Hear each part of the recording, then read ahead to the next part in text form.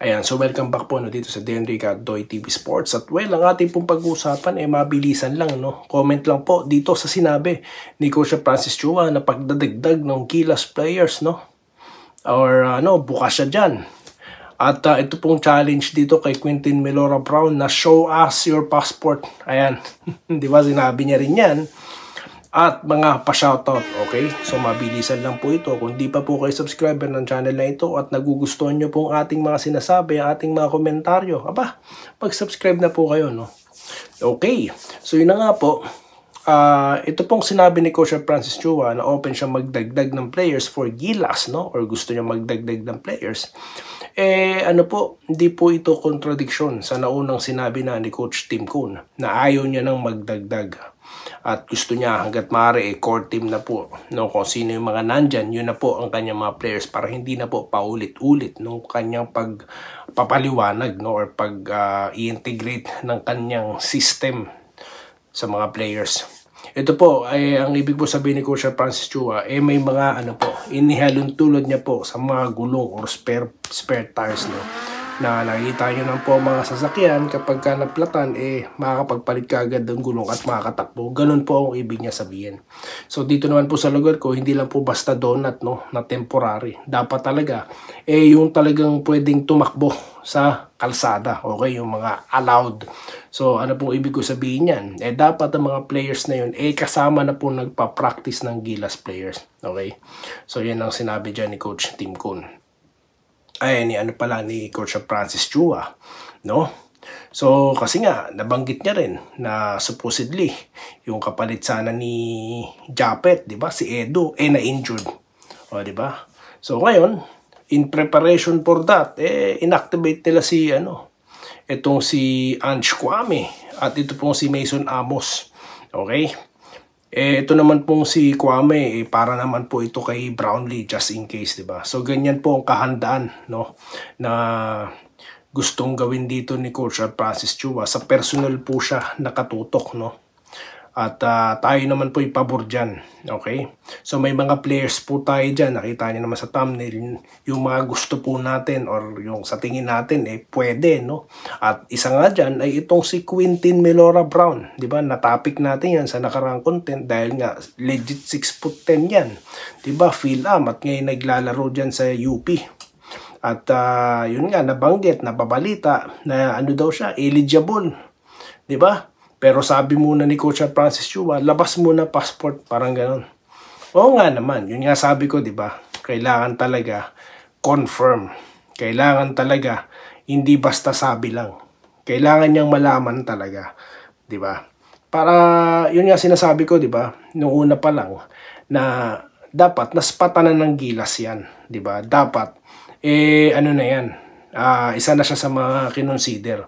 So ngayon, bukas ang Gilas, no? Kaya ang kailangan lang, patunayan lang talaga kung may passport siya bago siya mag-16 para po local siya na makapaglaro sa Gilas. So yan po yung mga developments na abangan po natin, yung pag-comply, no, nito ni Quintin Melora Brown. At pag nangyari yan, maganda pong additional po talaga siya, no? At meron po tayong mga listahan ng players na gustong isama dyan. At of course, ito pong si Renz Abando.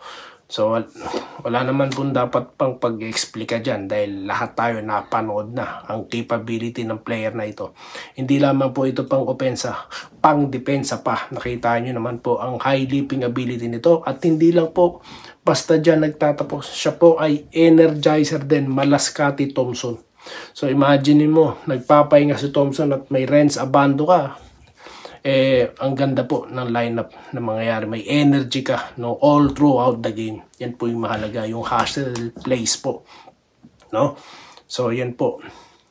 That's number 1. Ito naman pong si Michael Phillips din. Inaabangan din natin ito na baka pwede itong mapasali. Kasi nga po, dati naman siya naglaro na, di ba, sa Southeast Asia, at sinabi naman niya na siya po legit. He can play as local. So ano bang height niyan? 6'8" po. Okay? At tingin ko po pwede rin pong mai-consider to. At gusto niya rin, di ba? Dahil siya po na-interview. Yan, mga legit po yan dahil galing po sa kanila mismo yan. Na-interview po siya. At ito pang isa, si ang tinitignan po natin si Barrientos, no? Bakit? Well, nakita nyo naman po ang capability ng player na yan, no? So, yung scoring ano niya po, tawag dito, yung scoring capability niya at yung shooting niya sa labas, consistent po yan at talaga po shooter yan, legit shooter po talaga yan si Barrientos. So isa po siya sa ating pong gino-consider or gusto po natin may padagdag sa Gilas, no, just in case. Okay, so yun lamang po. Kung kayo, meron kayong other players in mind, mag-comment na po kayo, no? Sa mga nabanggit ko pong ilan yun, si Brown, Abando, si Phillips, at itong si Barrientos, 4 na kagad yan, no? So baka meron pa kayo, comment na guys, no? So sa mga bago dito, no, salamat po sa inyong pagpasok. At tulad po ng dati, shoutout na po, no? Time na para kayo naman po ang pakinggan ng ating mga viewers, okay? Shoutout po dito kay Jesse Vasquez, ayan. Ang ating ano po, babasahin mga comment, yung mga comment po dito sa nakaraang content. Ito po, kung magbakbakan man ng Gilas at ito pong Eastern, siguradong barangay mananalo. Yun po ang ating sinabi dyan. Okay? So para sa kanya, para po daw sa kanya, kaya ng Hinebra ang Eastern. Yan po. At kay Sir Rolando Bangit, no? Cubs American. Ay, ganun din po sa inyo at ano po, Happy New Year. No? Okay na lineup ng Hinebra, hindi na kailangan si Carreño, tatalunan ng Hinebra ang Eastern. Yun na nga po, dahil nga po may Troy Rosario na, di ba? More on that, pag-uusapan po natin yan, no? Ang posible pong maging nangyayari kapag po finally makita na natin sa floor itong si Troy Rosario. Kay Robert De Guzman, ayan, idol pa shoutout, next vlog mo, walang mintis na pinapanood niya daw po ang ating vlog, no? At siya po excited na, no, sa bakbakan versus NLEX sa December 11. Salamat po sir, no? Shoutout po kay Sir Robert De Guzman, no? Bilhin nyo, kala ko bago, yung pala matagal na pong nanonood, no? At ganoon din po kay Arnold Navarro. Kayo, ito yung comment niya, no? Kasi po may comment ako about vlogger, no? Ito po yung sinabi niya. Kayo, kami lang daw ang nanggugulo, But hindi na lang kayo, nalang ayahan, hintayin ang totoo. Ano po ba ginagawa natin? Sa bagay, sir, di nyo po ako kilala, no? Kaya nga po, sir, Navarro, ako'y kinakantsawan, nahuli sa balita. Nahuhuli. Kasi nga, inaantay ko yung sinasabi nyong totoo, no? Kaya po tayo huli. Hindi nyo po kilala, kaya hindi nyo po ko, hindi nyo maiwasan yung comment na yan. Okay lang yan, sir, no? Okay lang yan. Wala din naman kayo alam, sabi niya, no? Kumukuha lang din sa balita o ibang vlogger. Sorry, sir, pero hindi ako nangunguha sa ibang vlogger. That's not my style of vlogging. Kumukuha po ako sa mga legit sources, no? Kung ang vlogger, halimbawa, no? Ito bang si Tirado, di ba, broadcaster ito or reporter siya sa sa Spin. So doon sa mga interview niya, doon tayo kumukuha. Kaya nga pinopromote din natin dito, napanoorin siya, di ba? Gayon din, ito po mga ng One Sport. Kaya nga yung balita natin kay Troy, matagal kinakantsawan tayo. Kasi nga, wala tayong makitang legit. At ito ngang import ng San Miguel, di ba? Finally, meron na nga. At confirm na, o biruin nyo. Ngayon lang ako magko-confirm. Noong una, binalita ko si Adams kasi siya yung nandun sa PBA website. Pamaya, i-check ko yan kung na-update na ng PBA yan. Si Quincy Miller po, ang import. Defensive player daw po yan. Mamaya, itatopic po natin yan. Separate content po yan para hindi tayo masyado mahaba. So yun po, lagi tayo nakadepende, no, sa talagang announcement from the source. No. Yun lang po, sir. Ito, dahil huli ka na sa balita, mas marami kang time sa ibang vlogger. Well, wala akong time sa kanila. Mali ka. Sino to? MGM, ano yan? Hackmack, ano yan? So, nagkakataon kasi nga nagbabrowse ako ng legit source sa YouTube. Ang lumalabas yung mga vlogger. So hindi ako nag-e-echo ng mga sinasabi nila dahil nga may mga source yun anyways, okay, dumahaba tayo dito sa dalawa na to.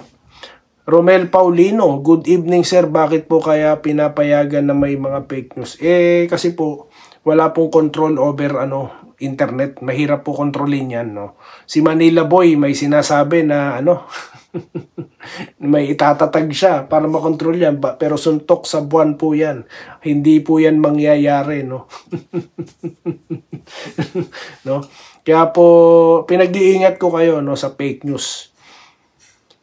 Ito po si Carlos Sunny Dacles, idol, shoutout, always watching sa channel mo. Pa-shoutout sa Dacles family sa Malabon. Malapit na laban ng NST natin sa December 11. Nakaka-excited yung laro ni Troy. Dati kalaban natin siya, pero ngayon kakampi na natin siya. Diba? Parang dati lang, no? Ito po si Junpak Manalo, no? Ito po ang tao na hindi natatalo. Kuya Doy, grabe talaga yung mga fake, na yan. Mga wala nang mai-content, pinagsisinungalingan ang mga tao, pinagkakakitaan pa. Huwag niyo po i-click yung mga dagdag views pa kanila yan. Malaki ang kinikita ng mga yan. Mga manloloko na pinagkakapirahan pa tayo. Dapat ipagbawal ni kami mga ganyan. Inililigaw mga tao, dapat may ban mga yan at dinedemand. Wag po i-click at ikaw naman po kaya konting bilis sa balita, pero kung wala okay lang, wag lang maghasik ng fake news, ha. From Junpak Manalong, haba po ng comment ni Sir, may time po tayo magbasa. So yun lang po, no, hindi po mapipigilan yan. Kaya nga po tayo nandito para sabihin nating mga fake news yung mga sinasabi nila. Yun lang po, no, kasi tinapik ko yan kasi nga kaka-search ko, no. So, sinasabi ko din sa inyo kung ano yung na-search ko, di ba? So, yun lamang po guys ang ating napag-usapan. Itutuloy po natin yung pag-shoutout mamaya dahil marami pa po tayong pag-uusapan dito. At magkita-kita po tayo sa mga susunod na video content dito lamang po sa Dan Ricardo TV Sports muli. Maraming salamat po sa inyong panonood. Salamat po sa panonood. Subscribe na para sa mga susunod na basketball at boxing videos.